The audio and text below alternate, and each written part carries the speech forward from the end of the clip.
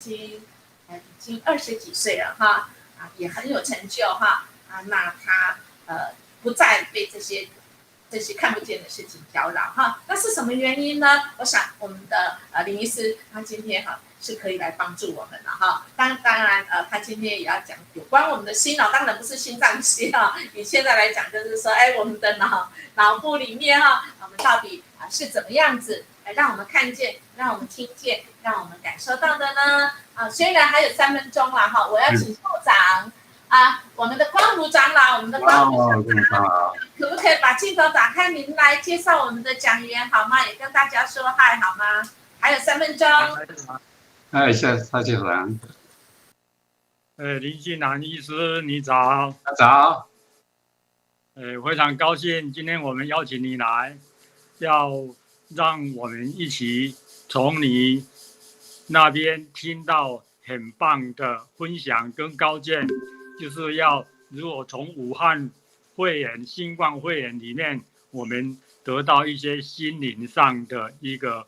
安慰，还有从心灵上如何我们去调试我们的心情，我们会非常高兴的听到你精辟的演讲，谢谢你又在网络里面来跟我们指导，谢谢。很高兴有机会这个见到蔡长老，见到有些我们以前见过面对。刚刚那个刘牧师讲的，大概我已经不太有记忆了，就可能开始要进入就有一点是不是失智的前期不知道。不过这个在我们的心灵上的问题，就是说我们的身体生理肉体的事情会影响到情绪、心理那心理的压力也会影响倒过来影响到生理的障碍那再来就是以前在医学大概就是只谈生物生理层面心理层面社会层面但是在这个已经几十年前世界卫生组织就开始改了一个观念，就是说以前说健康就是说心理生理心理社会都要平衡注重。那以前把这个我们谈到灵性比如说刚刚这个刘牧师提到的时候祷告的事情，这是属于这个灵性的部分，以前他们是放在心理的部分，但是现在世界卫生组织它也是把这个灵性的部分它抽出来了那就变成就是说我们健康要顾的4个层面，生理方面的就肉体方面的心理方面的社会层面的还有灵性层面那四个层面这个4个层面都要去注意到。那如果从基督教的信仰立场来看，或者说我们年纪越来越大，我们松年大学就是大家都进入年纪比较有年纪嘛那进入了有年纪之后生理就肉体的部分一定会逐渐会衰弱，不管你多健康的人也开始会走下坡。那心理层面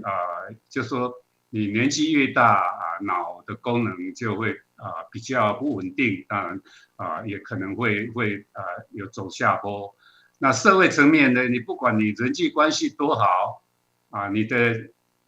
亲人会离开就是这3个层面都会逐渐走下坡但是只有一个层面是只要你愿意追求你可以一辈子都一直在成长，那就是所谓的灵性层面灵性层面也可以一直成长这个像圣经会提到，就是说这个保罗讲的，就是说我们的身体肉体会一天一天的衰弱，但是我们的灵性是会一天一天成长，只要你愿意追求啊。那所以这个健康的4个层面，到后来可能最重要的就是说灵性层面会变成最重要的部分了哈。好，那我们就开始要进入今天我们要谈的这个题目了哈。其实这个武汉肺炎 COVID-19 我是精神科医师，不是感染科的所以我要谈的这层面就是说这个肺炎影响到我们的精神心理层面的这个部分的问题哈。好，那我们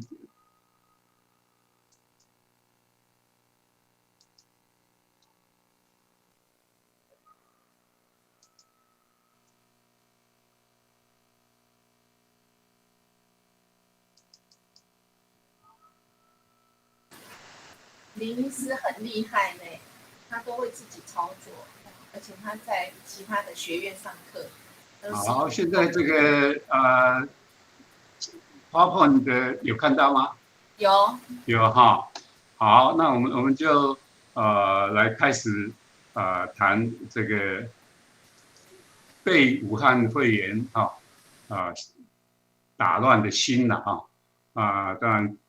这个大概这个肺炎说完全一点都不在意的人会不会有我不知道，但是不管怎么样每个人都多少会有这个担心的事情那比如说像美国地方那个疫苗是充分足够，你要打什么都可以选。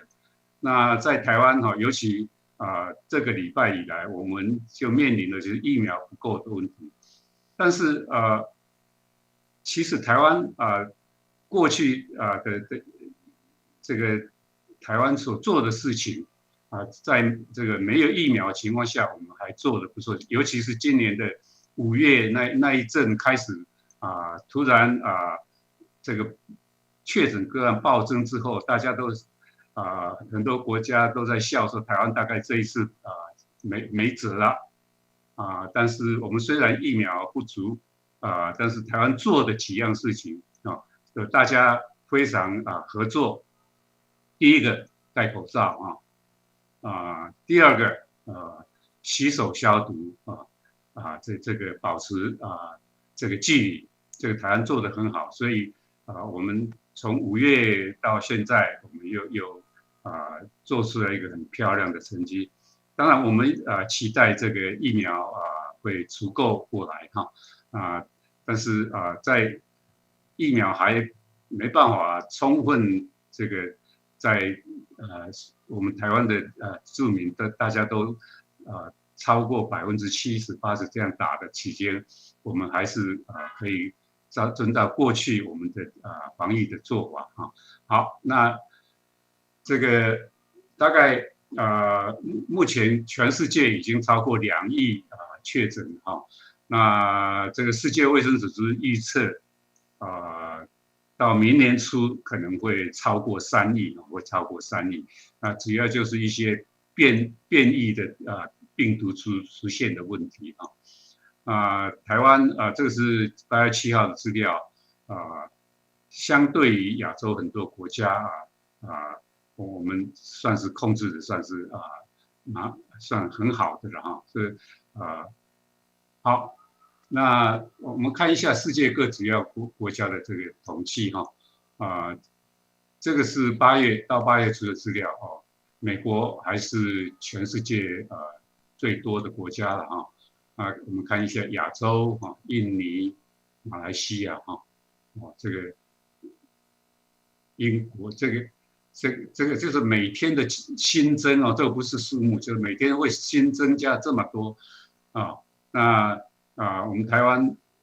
这个新增加的跟这个来比的话，就台湾算是相对安全的，所以。来电是23123456。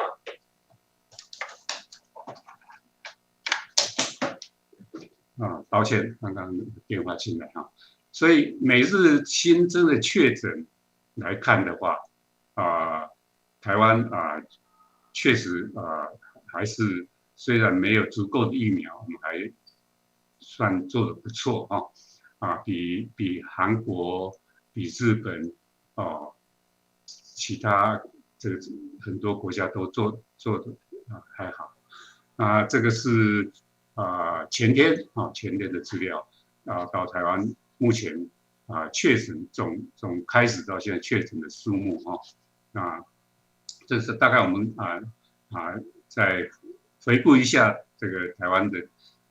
这个疫情到现在这个状况好，那我们接着来谈这个疫情有关的这个部分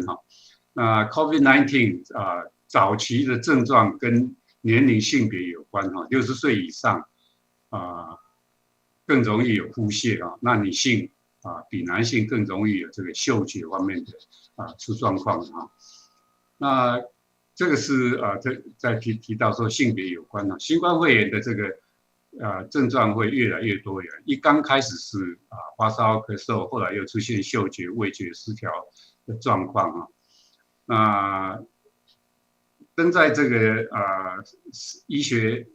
期刊里面 Lancet 这个我们中文翻成赤裸针这是我们在医学界，如果你论文可以登在这个杂志的话，那这个是算是很高的荣誉了那有一篇在这里发表的文章感染这个 COVID-19 的症状会随着年龄跟性别的差异这个就是刚刚讲，就是说刚刚感染的时候会出现的症状性别年龄还是会有差别像这个就是60岁以上腹泻的这个你嗅觉的问题好，那我们知道它表现的很多非常非常多刚开始都谈的都是呼吸的问题，这个肺部的问题当然呼吸道的不舒服开始会出来，那接着就发现说嗅觉会出现失灵这个等一下会再谈不只是说闻不到味道可能更糟糕的不是闻不到味道，更糟糕可能是闻到不该闻的味道容易疲倦、咳嗽、胸痛、食欲味觉也会受影响肌肉疼痛、关节这个眼睛也可以有，那其实皮肤方面，皮肤系统也会有好，我们先谈一下嗅觉的问题那 COVID-19 全球确诊病例是超过2亿许多感染者从嗅味觉丧失复原后，出现更严重的嗅觉导错所谓嗅觉导错，就是说你本来闻到的是很香的东西，你现在闻起来却是不是那么一回事，而且是有时候甚至让你很恶心简单来说，就香的变成臭的类似这样比失去嗅觉更糟糕大概有蛮多的人会这样。那这个嗅觉的导错会不会变成永久性的到现在还不知道，因为观察时间还不够长不过有些人是1-2个月之后就恢复正常，但是有些人会一直持续有这种嗅觉导错就是说不是闻不到味道，而是你会闻到不正常的味道这个是英国的 BBC 的报道本来被视为罕见症状的嗅觉导错就在越来越多的感染的身上出现那这个患者从疾病中康复并慢慢找回嗅觉时，发现许多日常生活接触的事物闻起来都再也不一样像食物、肥皂、香水人的散发的味道那最糟糕的是他也会觉得像是肉腐烂的味道或者粪便的味道。那这种嗅觉导错不只是这个失去过去正常的这个对东西的嗅觉期待，而且这种会影响到身心大约有65%的人出现，但是这个65%里面的这个10%所以差不多感染武汉肺炎里面有将近5-6%的人，他会这个生病的过程会出现这个嗅觉导错这样的情形所以当然大部分人是会恢复就这个有出现这个嗅觉失灵的人有这个70%以上，他说1个月内之后，但是还是有2-3成的人继续存在，所以这些继续存在到底会一辈子还是将来还是会消失我们当然期待它会消失掉好，那当然是新冠肺炎这个我们这一部分再复习一下，发烧、干咳、倦怠，这个是最常见最常见。那好其实前面没有提到皮肤方面的问题，但是皮肤科也会出现一些变化会有一些皮肤的这个起疹这些可以出现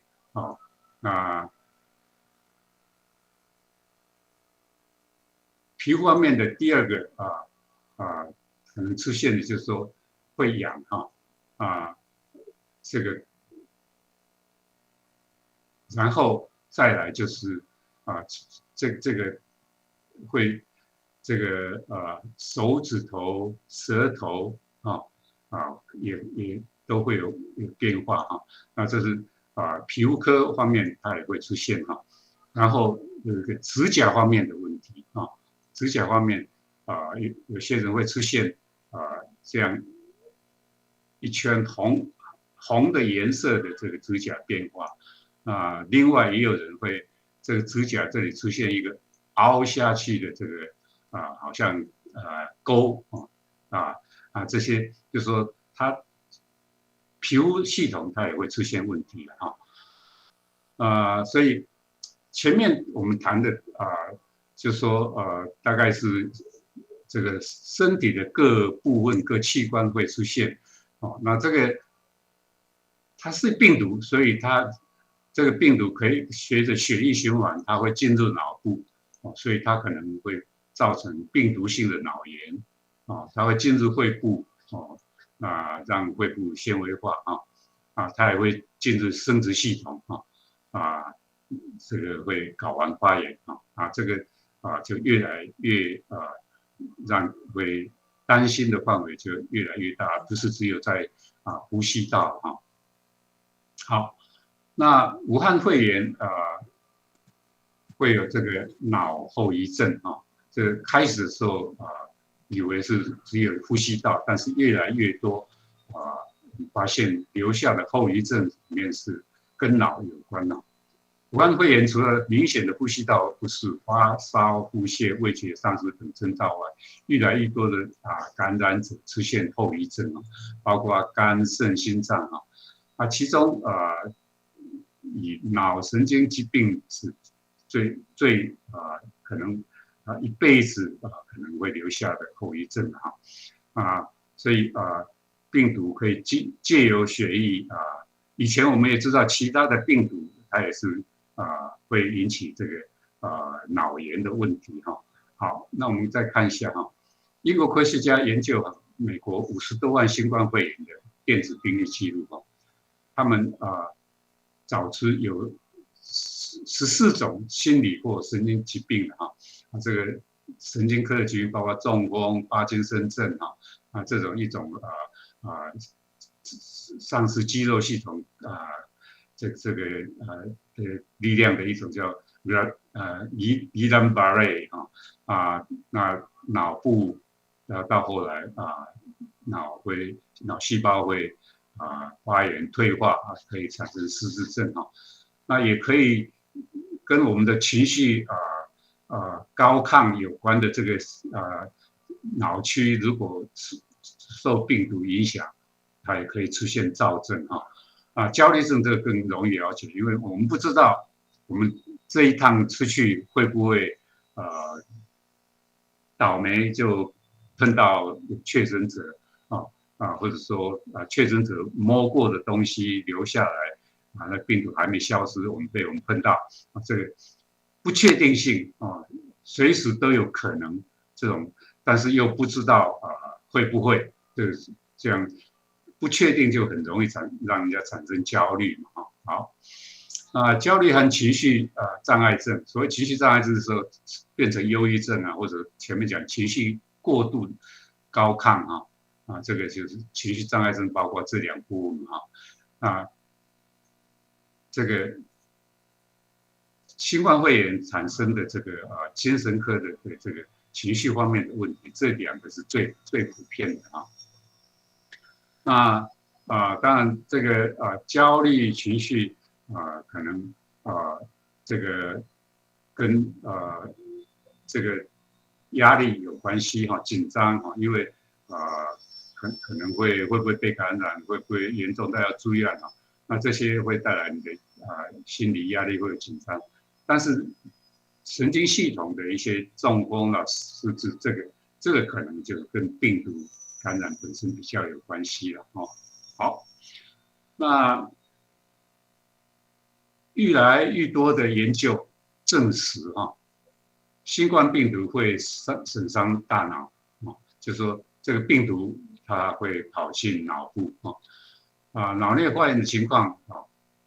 严重的程度可以像失智症里面最常见的阿兹海默症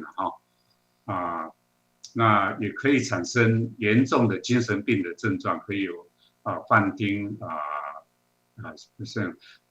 幻觉出现也可以产生这个情绪的混乱失控这些，因为这个我们可以了解，就是病毒跑到脑部里面，看看它让脑的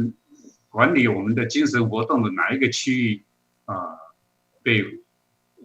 受伤发炎，它就可以产生那一个脑区专管。如果它这个脑区专管的是这个特别亢奋，那就出现躁症；这个脑区管的是哀伤，那你可能就出现这个忧郁的这个情绪出来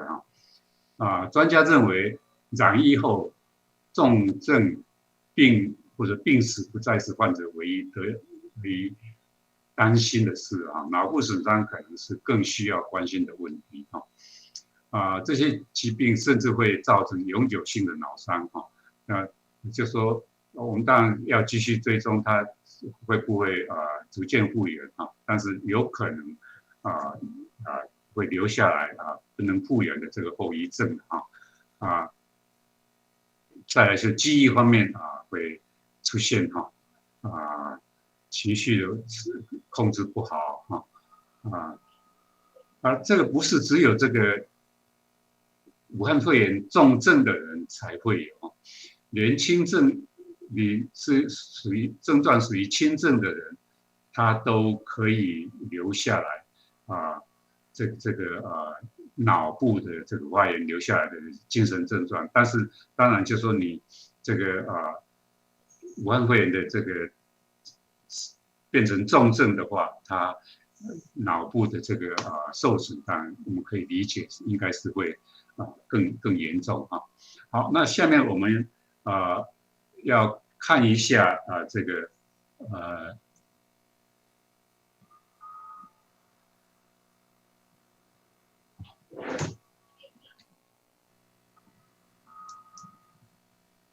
我们来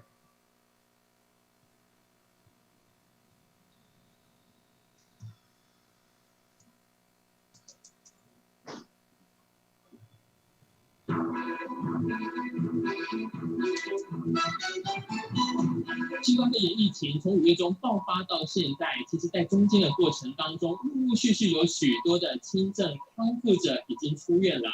很多民众不禁要问了，会不会留下后遗症的问题？根据临床医师指出，会有留下后遗症的现象。而最近的英国研究更发现到了，其实新冠肺炎的轻症康复者会出现忧郁以及疲劳的问题。多少还是有一些那种压力症候群的产生的。我想这个是新冠肺炎，大家对它的不确定感造成一个很重要的后面的一些危机。我想这是主要的问题。新冠肺炎轻症后遗症问题不得不重视，别以为后遗症可能只会出现在重症病友身上。国际期刊发表研究指出，没有住院只有轻微症状病友进行分析，发现神经和精神症状。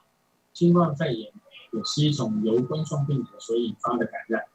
那冠状病毒可能也会攻击神经肌肉系统，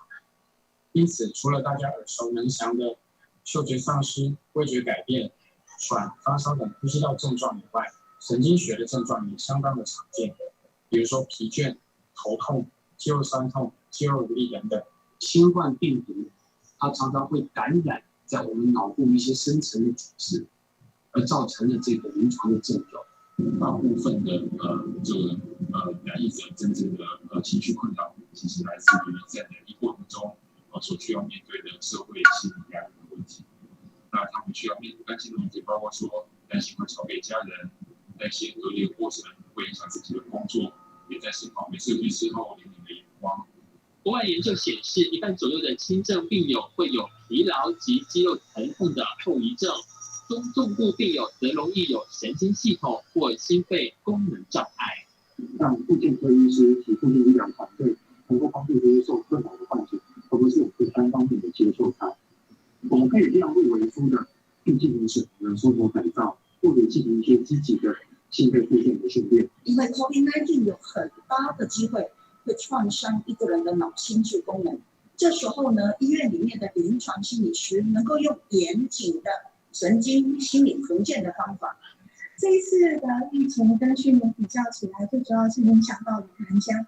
特别是在这一次确诊跟很重症的30%以上都是长辈。新冠肺炎与其他疾病最大的不同点就在于，在治疗期间，他是完全看不到任何的家人和朋友，甚至会感到孤立的感觉。而事实上呢，再加上呢，内心也会出现自责，让家人被隔离。这也是为什么有许多的康复者在出院之后留下这么多的心理阴影。主要是因为这些患者他可能在染疫的过程当中产生了比较严重的一个并发症，那他可能面临到需要插管一些比较侵入性的一些治疗，那导致他在这个过程当中极度的恐惧害怕，尤其是害怕死亡这件事情。你会发现现在得到的人慢慢多了以后，他可能心理压力会比较大，所以他恢复的时间可能变得比较长，因为他常常还是会想到有这样的事情的发生。医师指出，防疫的唯一敌人是新冠肺炎，多一份理性，多一份同理心，注意卫生，落实防疫，降。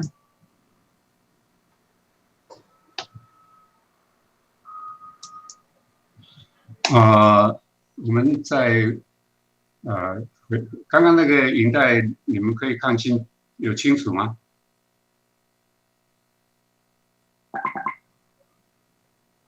有看清楚，有。好，那我们继续来介绍这个。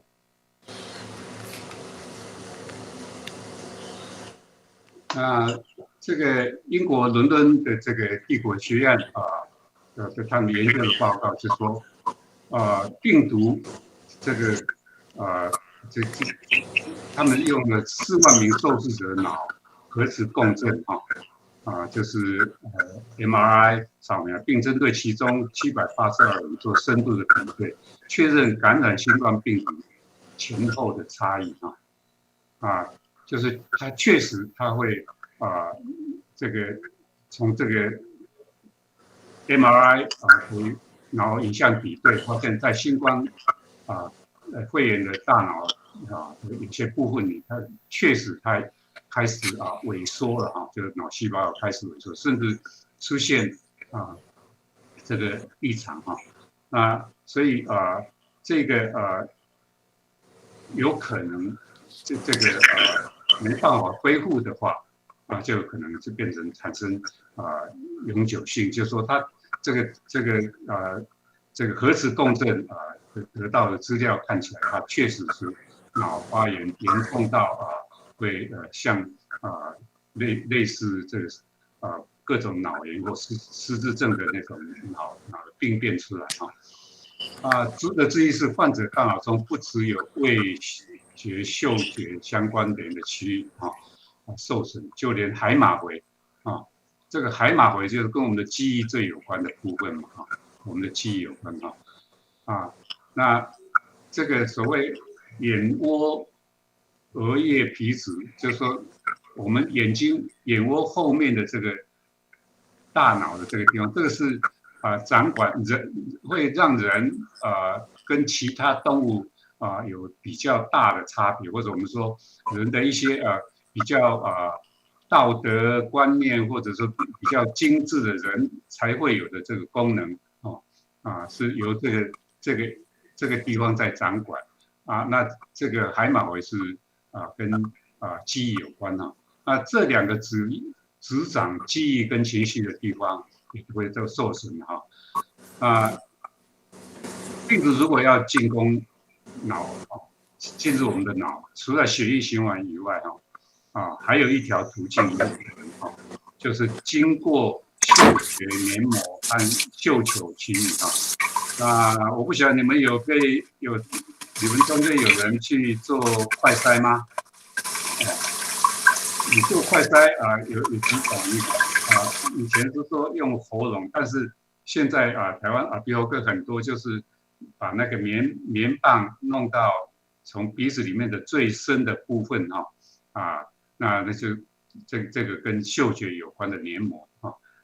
这个我们可以看到，就是说也有可能血液循环以外，可以可能从那边直接进入脑部了这个脑的后遗症它这是另外一个斯坦福大学的这个研究报告这个他发现像我们刚刚看的前面的这些脑影像扫描看到它可以这个发炎，然后让脑细胞萎缩程度可以跟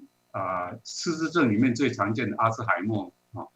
这个一样的严重度那这个是越来越多的证据看起来，这个病毒对脑部的这个影响好这个另外一项就是说他们做这个智力测验用智力测验来看看这个感染的人这个做了这个相当大的样本数的这个智力测验来看研究发现其智力下降的程度与重症有关曾自愿使用呼吸器的受试者智力测验下降的期比中风学习障碍所观察到的缺陷还大。意思就是说新冠肺炎这个除了肺部以外，它脑受损，除了刚刚我们用扫描的部分以扫描的部分来看看这个脑的变化以外其实我们也发现做平常的智力测验也可以发现，它确实这个智力会比它之前下降，而且下降程度说可以比中风的还要严重的程度的这个下降了好，那新冠肺炎跟其他疾病最大不同点在于，确诊者在治疗期间是看不到家人或朋友，这时可能会感到比以往还要孤单，加上可能会有自责心态，让家里人被隔离或像这个在隔离，如果不是这种其他的疾病，你就是很严重的话家人、医护人员都还可以在你身边。那像这个武汉肺炎的话，就是这个要完全隔离啊，特别是在加护病房里面，如果严重到要进入加护病房啊，那以前我们知道，如果人进入加护病房，而且你是因为脑部的问题进入加护病房的话，很可能你的意识状态会出现这个我们叫做谵妄，谵妄就是意识不清会有妄想幻觉出现。那其实在加护病房里面，如果出现妄想幻觉的话，一个很重要，除非你知道它是哪一种药引起这种谵妄状态，你可以有解药。但是如果不是某一种特殊的药引起的这个谵妄的情况，大概没有什么药处理。当然，通常就是说旁边的人要一直提醒他现在是什么时间，现在怎么样但是这个新冠肺炎的重症的人，不止没有人可以陪伴，虽然加护病房也有医疗人员，但是医疗人员大概不太可能一直在你身边来提醒你说现在是白天现在是几点现在怎么样，所以就这个谵妄的这个会很难这个要复原就时间会拖长好所以这种经验又跟人家隔离，又经历了可能会死亡这样的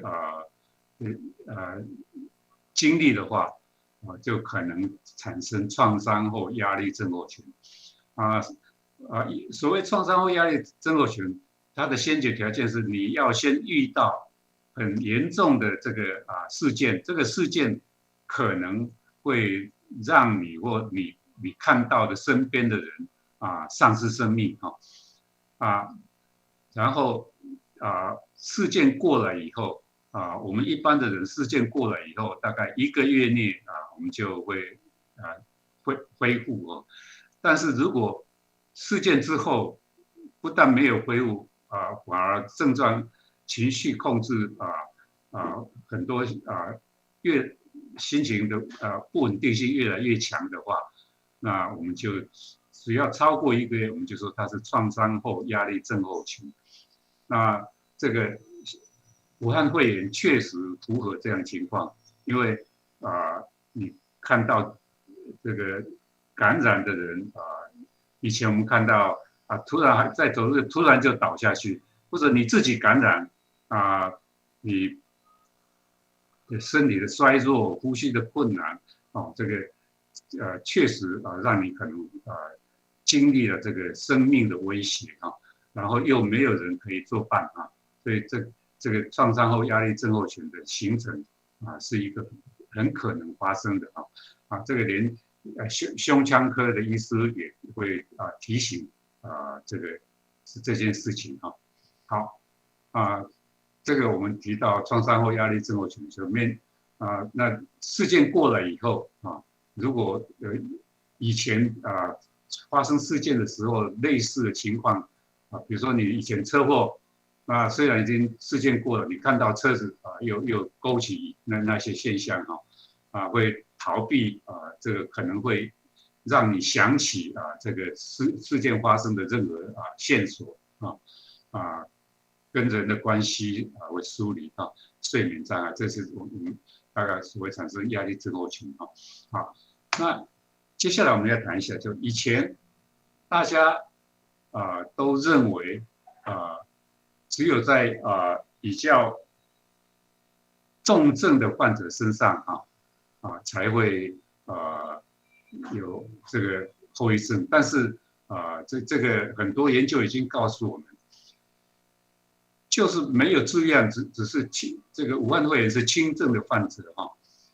发现神经和精神症状仍然会留下后遗症的几率还是蛮高的那我们看看这个就是轻症的人，他也有很高的比例会这个武汉肺炎已经治疗可以出院之后，他还会继续有这个疲劳啊、嗅觉的失灵啊、肌肉酸痛这些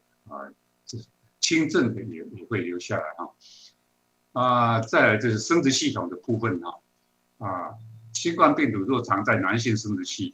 除了刚刚讲的这个睾丸的发炎以外也会造成阳痿不齐研究指出部分男性患者在康复后开始出现阳痿的问题那这个可能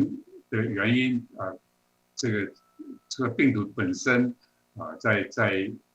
生殖系统的直接的伤害以外，有可能就是影响到血管那这个也是当时阳痿的另外一个可能性了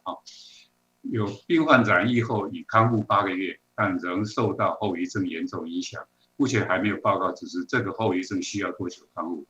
不只可能致命，还有可能让你不举。那这个对男性来讲除了生理的障碍以外，那就会连锁反应产生精神生理方面的一些反应会出来好，那我们下面我们再看一下另外一个影片好。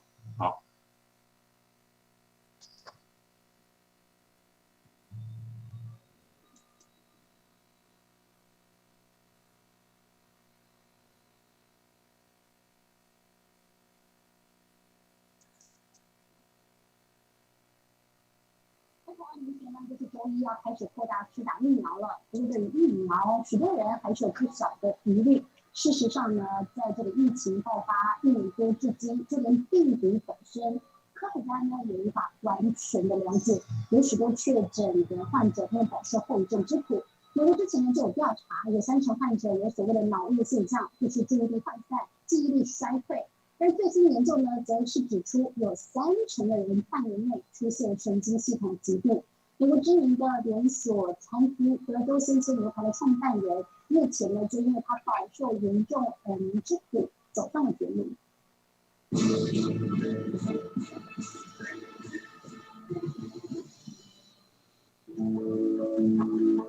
一整桶的免费花生、分量10足的牛排和猪肋排，热情豪迈的氛围，这是美国知名平价连锁餐厅德州鲜切牛排。1993年，肯特·泰勒在印第安纳州克拉克斯维尔市创立了第1间店。2004年，德州鲜切牛排上市，如今在全美及海外共有600多间分店。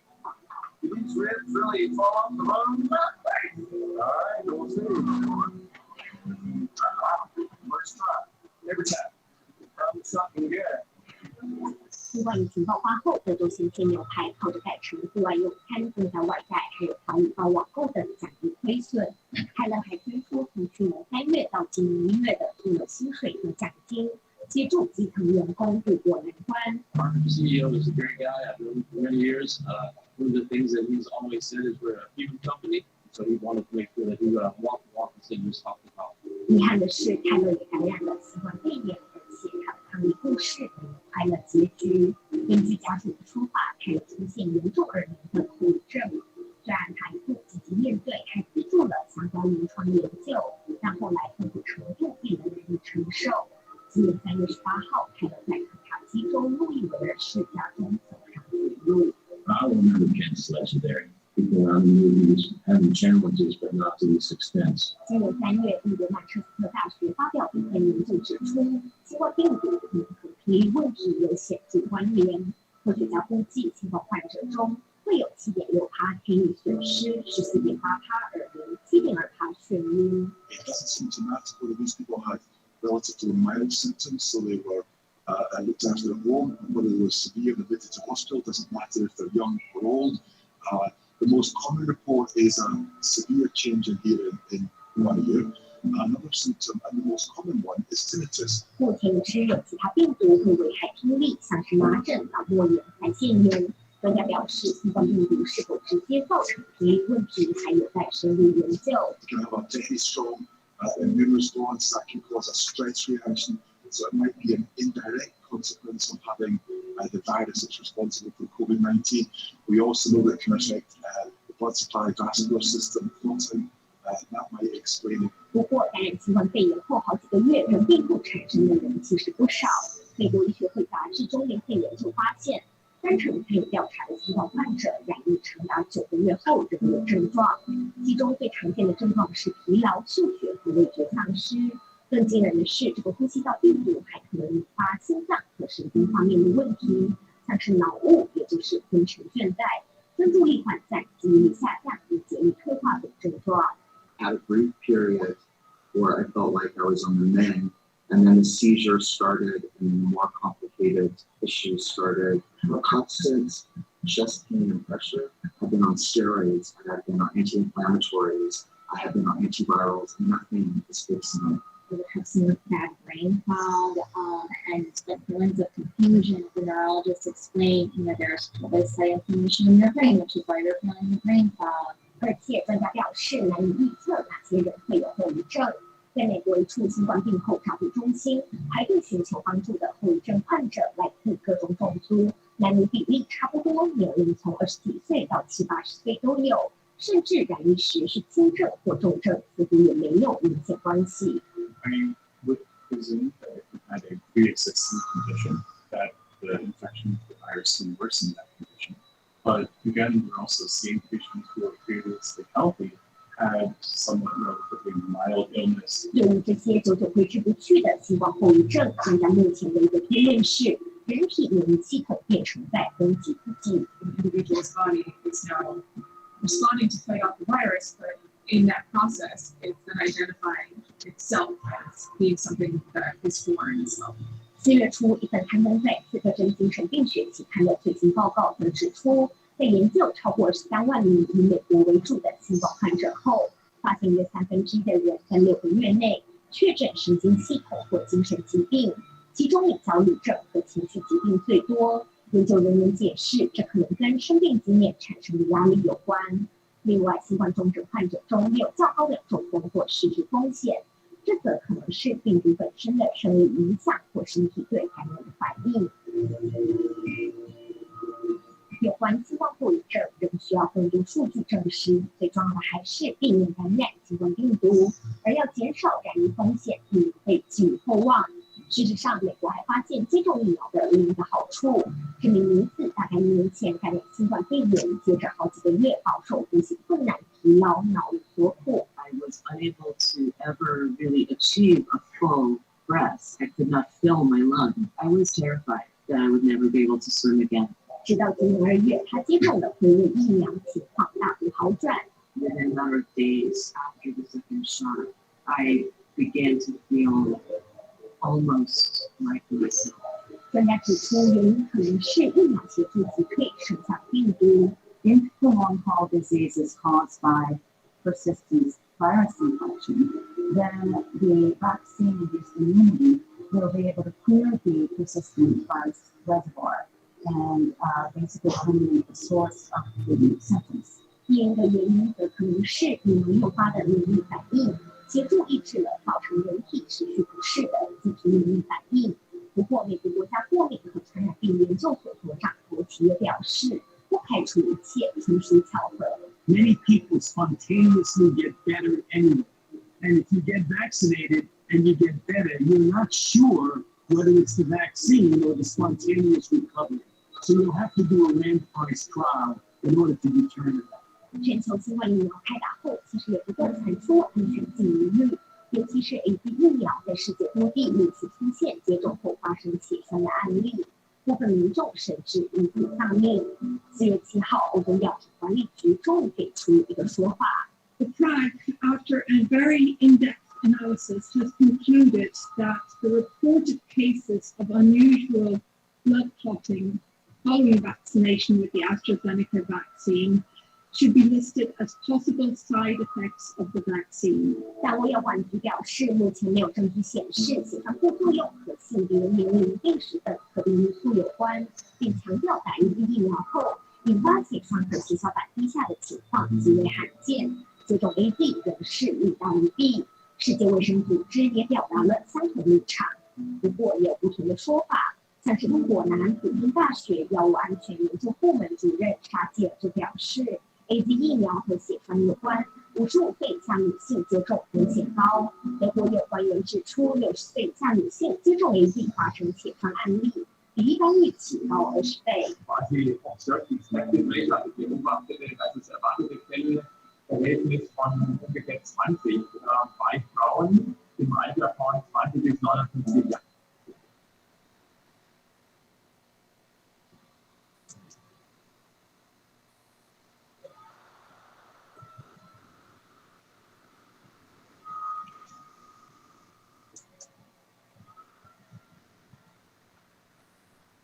好，那这个前面提到这个它会长期留下来的一些问题，那再来就是说打疫苗这个是到目前来讲，虽然每一种疫苗有可能刚刚打的时候的一些反应，或者说有一些少数发生严重的这个并发症，但是那整体来讲，不管是国内国外所有的资料会告诉我们打疫苗会比没有打会对健康会好很多。那再来就是说不需要去挑说哪一个比较好，哪一个比较不好就是只要是政府合法认为可以提供给国人打的，我们应该都要接受不需要去挑，因为对 A 这个人这个副作用比较少，或者说抗体比较多，对 B 另外一个人就不见得了，所以这个是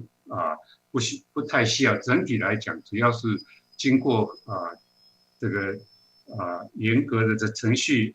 研发出来的，我们都应该是可以接受。好，那上面我们提到的是新冠肺炎引起的一些生理、心理的问题。那这个精神心理的问题，除了脑炎受伤以外，当然会加上环境的问题。那现在另外一个困扰这个全世界的问题，就是说这个武汉肺炎的这个病毒到底怎么来的了所以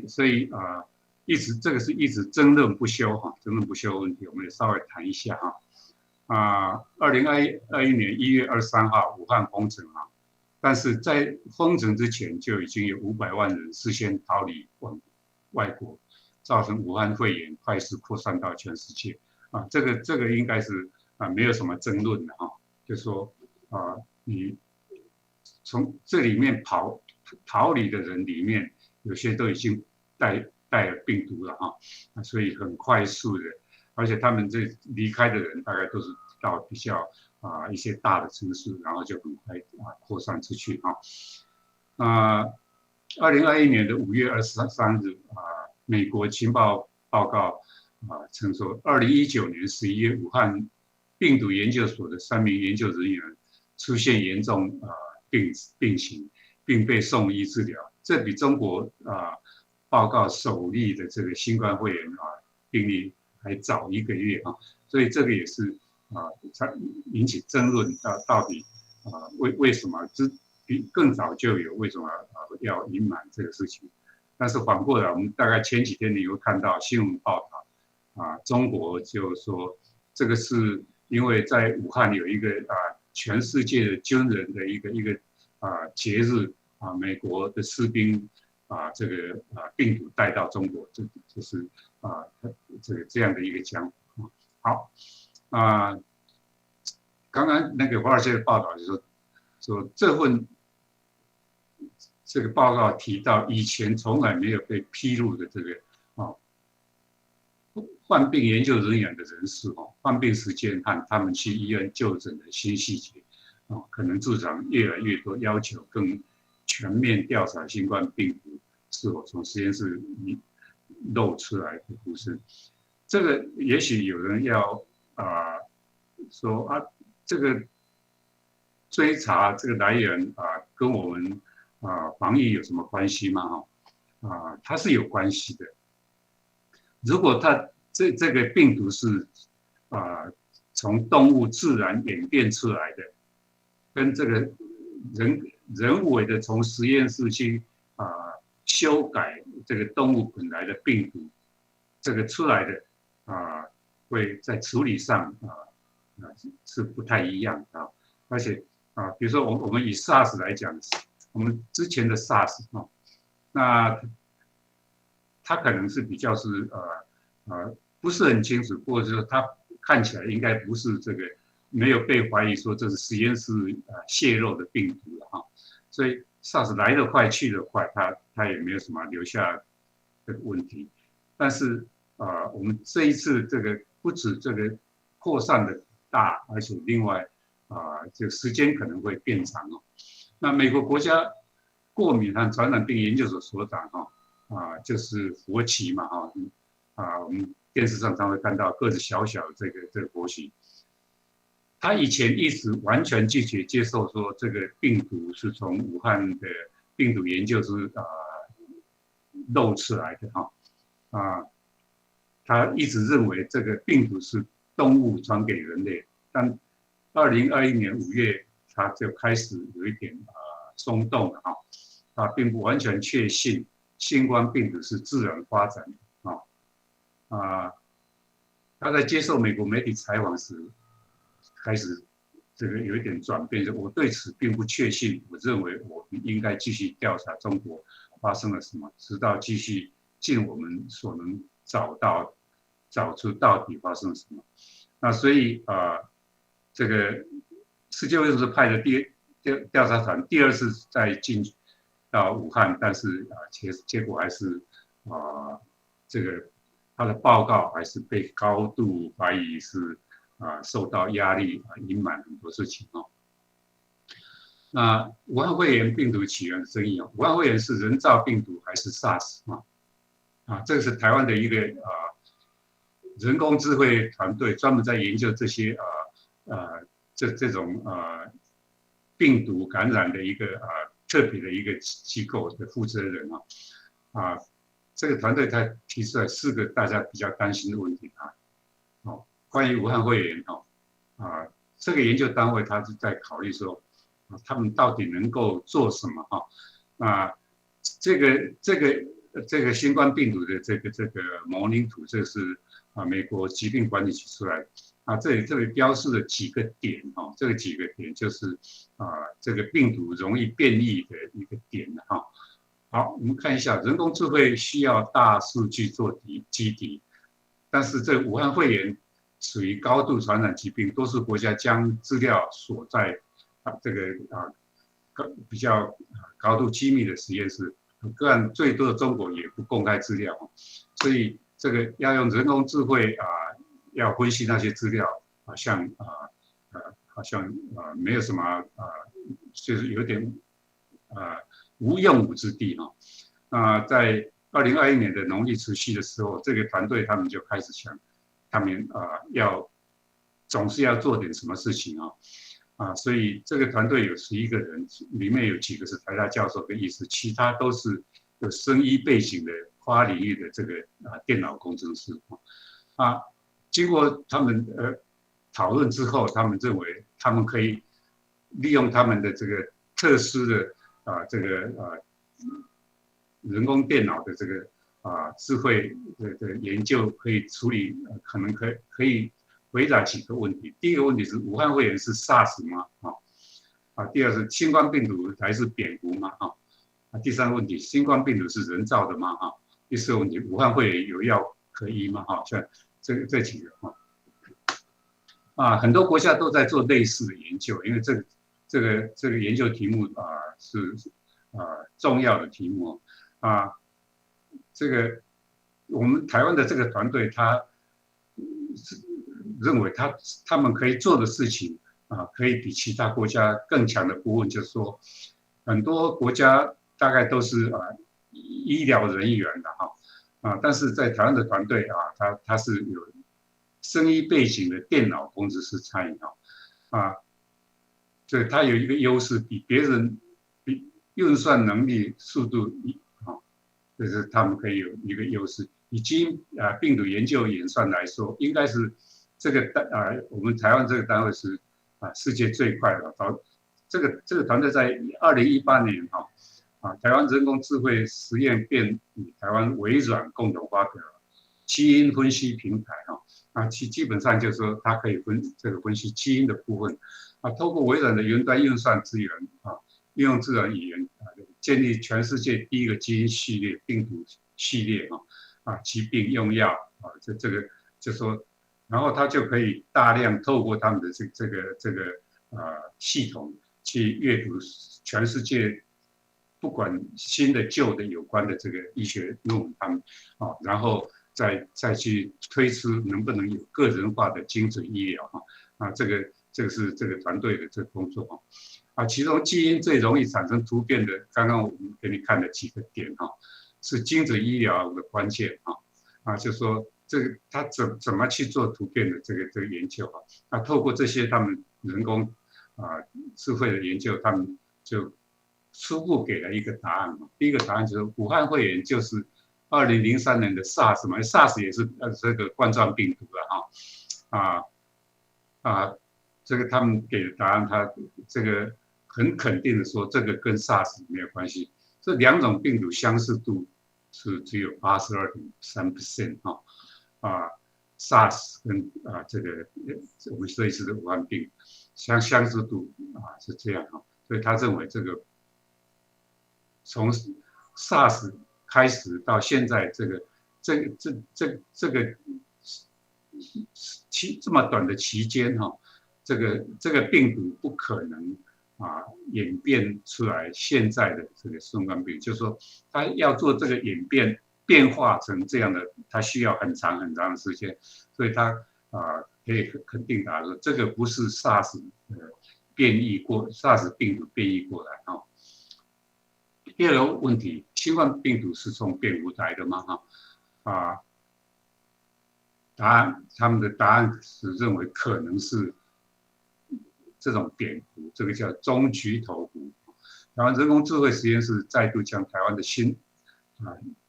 已知的病毒序列比对，发现有一只病毒相似度96%这只病毒是2013年才是一只蝙蝠那再来就说新冠病毒是人造的吗？就是争议的最重要的点，但是我们团队还是没办法回答新冠病毒跟蝙蝠的基因序列有96%，前面讲了96% 相似度能否断定蝙蝠就是病毒来源17年前被视为人类与 SARS 中间宿主的果子狸身上所带的冠状病毒与 SARS 相似度高达99.7%但是还是不能说这个就是果子狸来的啦，就虽然它只有差0.3% 不一样那所以我们这一次新冠病毒跟蝙蝠的这个相似度96%就不能就不算高所以基本上来讲大概还是没办法回答这个问题所以我们说它是很难以确定了新冠病毒是人造的吗？也是很难确定团队认为大自然至少要经过20年的演化才能造成就是说从这个蝙蝠这种特殊的蝙蝠的病毒要变成我们今天新冠病毒的这个病毒的这个结构的话最少要经过20年，也就是说新冠病毒是自然演化的结果但是我们没有找到这种蝙蝠跟其他的动物里面这个中间的这个数值并没有找到，所以这个答案是我们没办法回答这个问题但是美国共和党一直一口咬定这个新冠病毒这个病毒来源就是从武汉病毒研究所泄露出来的他认为就说2019年有一个时候，这个武汉病毒研究所不小心那个病毒泄露这个我们看一下这个这个是在上个礼拜这个美国国会公布的一项资料，而且它用2个版本，这个其中一个版本是中文版本，好像是故意要让中国看的，中国有没有在看不知道。另外一个版本是英文版本。那我们大概看一下这个中文版本的这个摘要的部分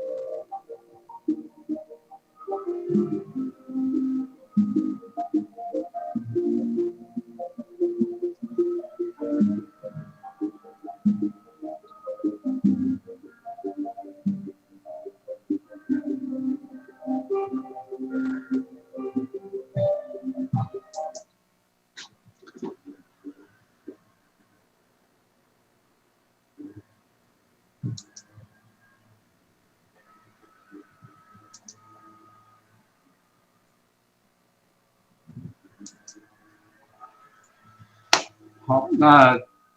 以上我们大概复习了一下这个武汉肺炎这个病毒对生理、心理的影响，还有这个病毒来源的这个争议的一些问题我们最后要谈的就是说在这个情况下这个我们需要怎么面对啦？那这个是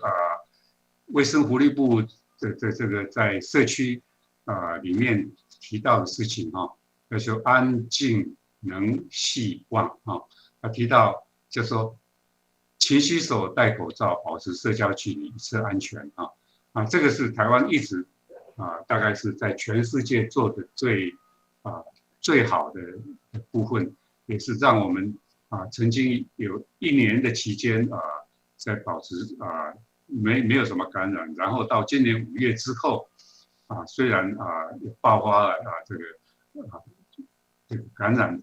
这个高峰出现，但是透过这个部分我们能够做到在这个很短短的几个月内，我们可以再回到目前台湾的这个状况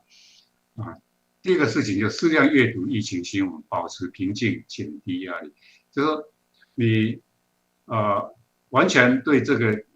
疫情的知识完全没有，这个是不好。但是你整天看着这个这一方面的资料，可能也是不好。就是说你只要适当的知道这个一些知识就可以，然后这个能够保持平，这个部分我们等一下再谈那再来就是说多运动，充实防疫知识，厚植对抗疫情的能力啊。就说你这个运动当然可以提高我们的这个免疫力啊。好，再来就是说隔离这个不能这个实体聚会像以前我会到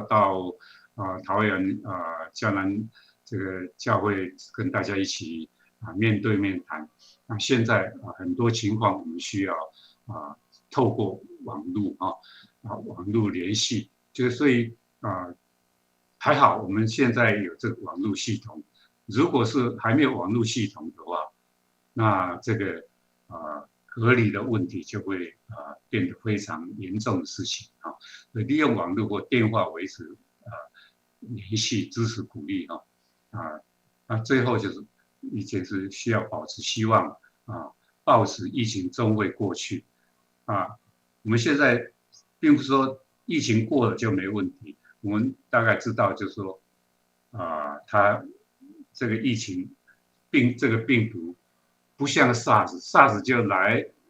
得很快，然后造成严重的死亡，但是感染的人死亡，病毒也一起死亡但是这个新冠病毒的话它会造成的就是到后来应该是说流感化了我们现在每年像到11月之后就开始要打流感疫苗，以后有可能也是这个每年我们需要打这个新冠病毒的疫苗这个基本上这个是全国大家都尽量朝这样的方向来做。但是就有信仰的群体来讲的话不管你是哪一种信仰这个你有在焦虑不安的时候或者觉得是孤独的时候其实如果有信仰，不就以基督教信仰来讲的话就是你是在这个完全被隔离的状况下，我们以基督徒信仰来讲的话，你也不会是孤单因为你可以透过这个祷告，透过祷告跟你所信的上帝对话而且这个是24小时，你随时都可以进去的你晚上2点睡不着起来都没有人在你身边，但是如果你有这个信仰，你可以在清晨2点，你也可以祷告，你可以如果基督教信仰讲，就是跟这个父亲祷告，跟天上的父亲祷告这个我把它称为这是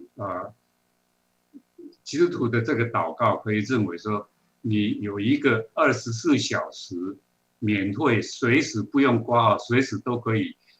进去的这个心理咨商室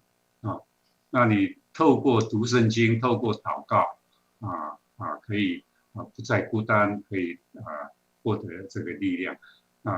这个也是这个说这个信仰可以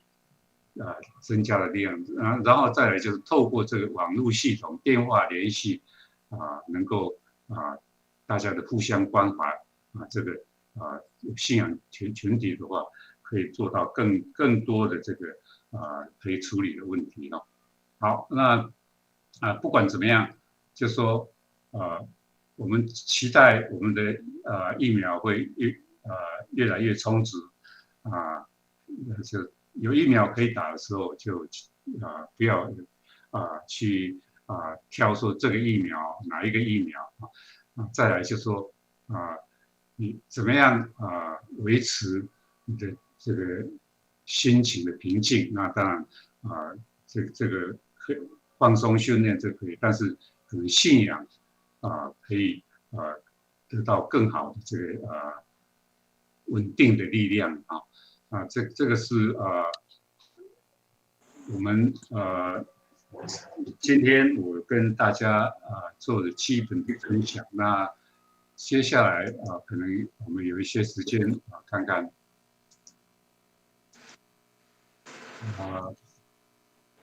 我们留下的时间就看看我们可以互相分享或来做讨论来，我们谢谢林信南教授给我们很棒又精辟的分享现在如果我们有问题，可以来请教他，好吗？现在如果你线上有问题的，或是银主那边人家有传进来信息的话，银主你那边也可以来告诉我们。好，那同学现在可以开麦克风。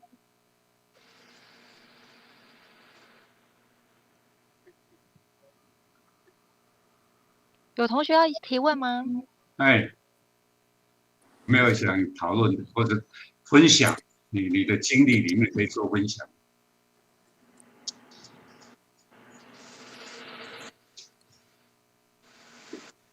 基督教的圣经里面在旧约里面，我们看我有时候有在看到，就是说，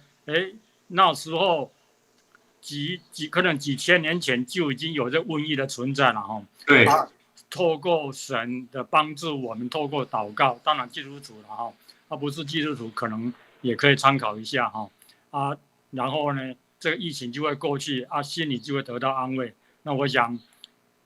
林教授这部分已经跟我们有稍微提一下当然我们希望以后如果林教授这部分再有更好的话，等到疫情过去以后，我们心情要如何去调试，可能就非常重要了还要请林教授来演讲了好，来那个刘牧师。林老师，我想请问，就是最近我接触到一些个案，他们是因为我们有时候工作现在分流，所以不用接触到人，就是用线上。结果现在开始要恢复正常，突然变成有一点害怕，有一点焦虑，说我好像又要跟人面对，会做什么？没办法听清楚，有一些其他的。光福长老，你我要请光福长老先关，就是说这样可以吗？好，就是说现在开始恢复那可能没有分流，或者是需要面对面的不再是像这样子用线上，是零接触也零距离，但问题是现在可能要面对人，对面对面的时候，他开始有点担心、害怕，甚至有点恐慌。那我们怎么样帮助他？他能够做什么？我个人是认为这个疫情的变化还是有时候变化的很快了那所以我个人认为，如果你还有担心的人，就不要参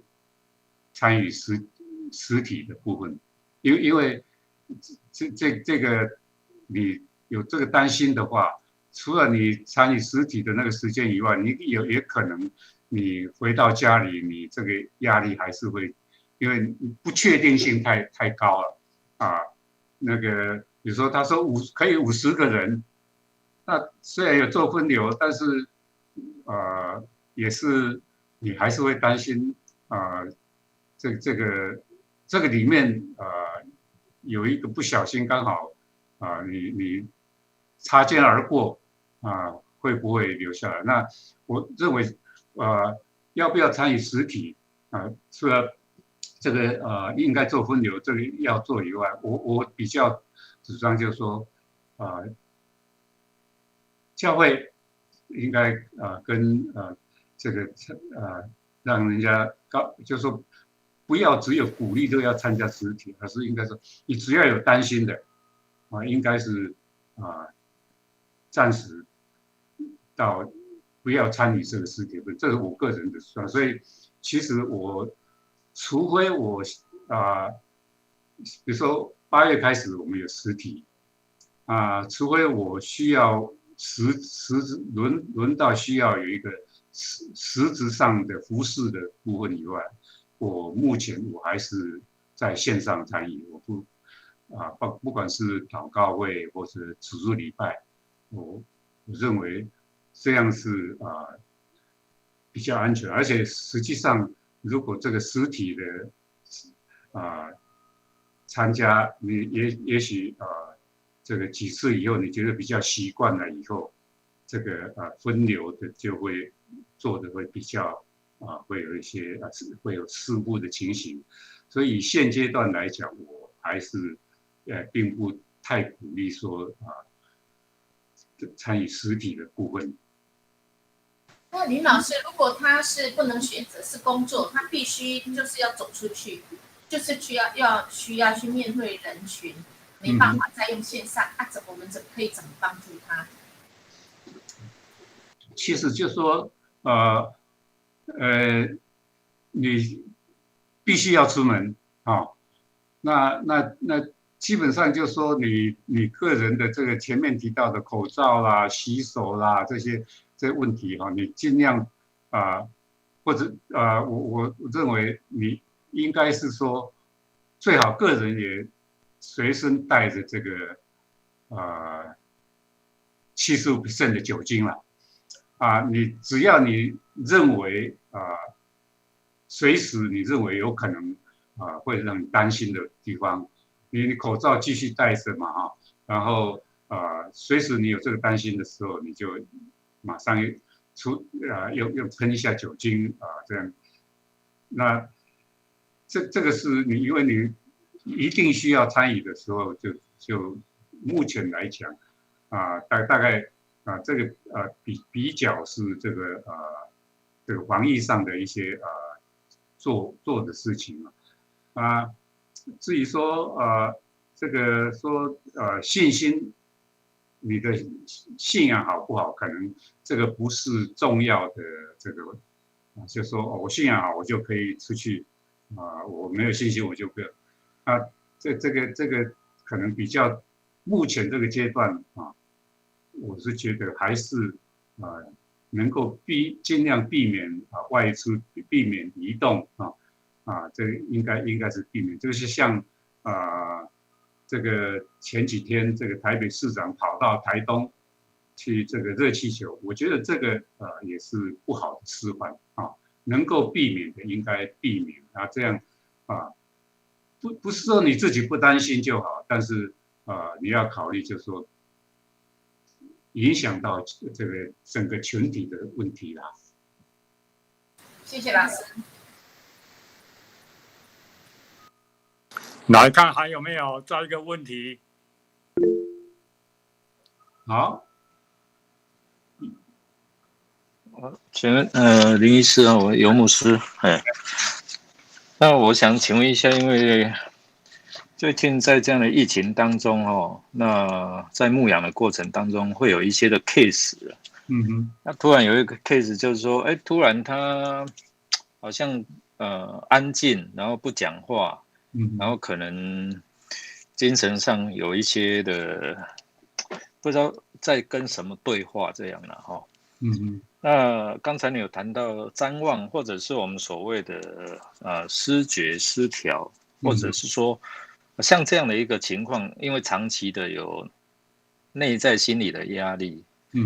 包含现在疫情所带来一些恐惧不安等等这样还有一些的冲击那突然就有这样的一个状况当然我是鼓励家属就说先带他就医先了解有什么样的状况那另外进一步的我们如何去帮助他，当他是一个有信仰的嘛那可能家属会觉得说这样的状况是不是因为现在又农历7月，这个是不是中邪？我说这个我们先不评论而是先就医，然后再去了解到他心理的状况确实在这样的疫情当中我们会有受到很多这内外，或者特别是从心里面来那当然信仰是一个我们很大的帮助，但是当他的信仰可能面对环境的时候他软弱了那有这样的状况出来，我们如何去帮助他 ？OK， 其实刚刚尤牧师对他跟家人的建议，那已经做的相当不错了。就是说，如果他这个跟以前变得差的很多，而且不是这个短暂几个小时，而是一直持续的话，当然能够去就医当然是好。但是如果他不愿意，目前不愿意就医的话，如果说他的个人的生活、个人卫生、个人生活还可以自己照顾的情况下，当然是暂时不去看病还可以。但是如果他这个精神状态的改变，而且影响到他连个人的卫生都习惯都不能做好的话，那可能还是要积极的就医了哈。好，那再过来就是说，我想你刚刚尤牧师刚刚提到，就是说，就是有信仰的人，也有可能到时候就是会疑神疑鬼，尤其是在台湾的这个农历的7月哈，这个比如说我在另外一个单位做一个上课，在讲这个睡眠障碍的时候，谈到那个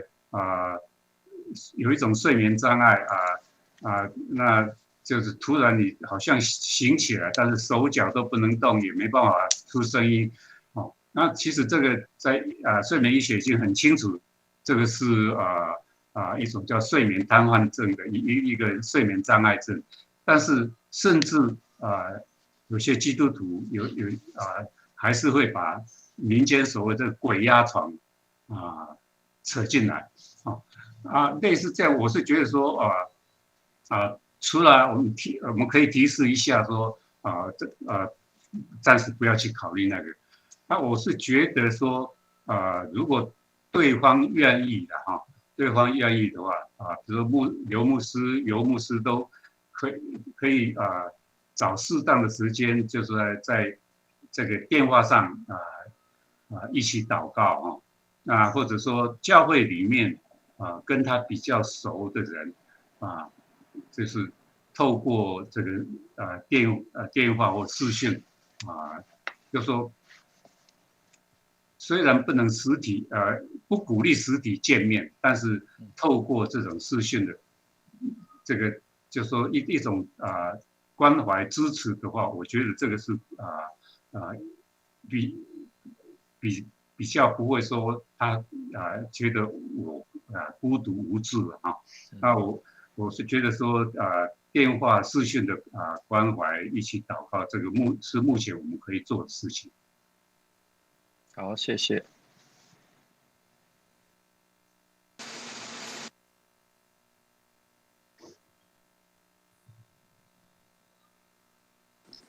还有其他同学要询问医师的吗？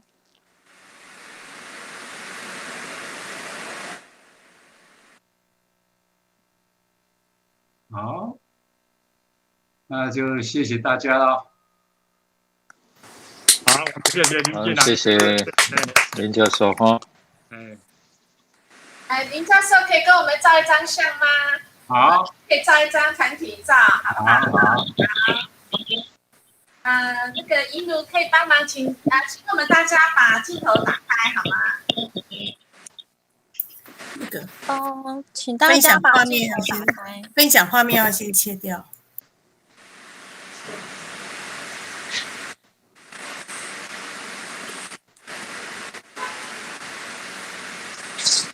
好，那我们就是打开镜头。好，1、2、3，好 ，OK。好，谢谢我们林进来医师，谢谢大家，谢谢，也谢谢大家要好好休息咯谢谢，拜拜，上帝祝福大家，拜拜，谢谢，拜拜。你们我们有下礼拜的上课程介绍吗？有。你刚刚好像有 PO 对不对？大家可以看一下。下礼拜是职能治疗师，是颈肩部的什么顶跳跳？哎，在哪里？有看到吗？大家？有，是颈肩部的，哎。好，我们大家看一下哦，我们邀请的职能治疗师来为我们介绍。哎，我看我没有办法点，有吗？好，你再切换，再一次。我单个视窗。好，没关系，我这边直接介绍，就是下礼拜3是那个运动缓解肩颈顶 Coco， 那主讲人是李玉佳物理治疗师，那一样是10点半线上讲座，然后我们9点50分就可以进到教室了。OK， 可以先做软身。好，我下礼拜再找那个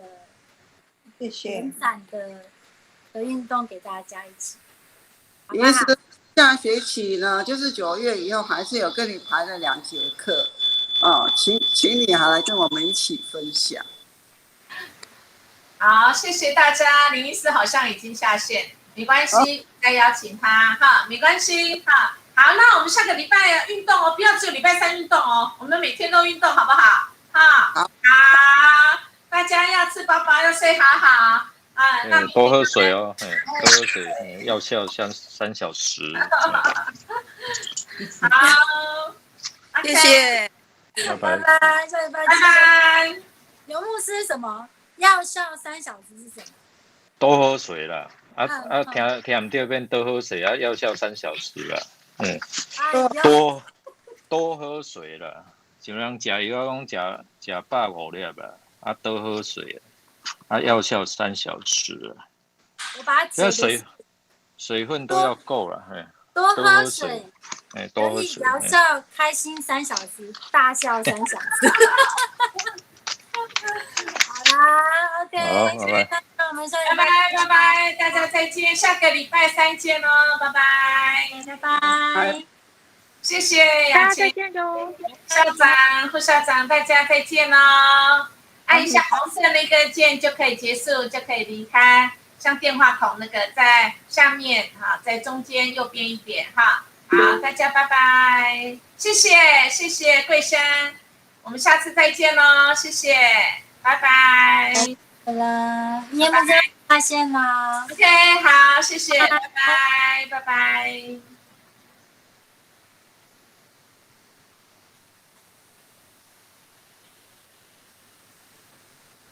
玉云可以吗？可以下线吗？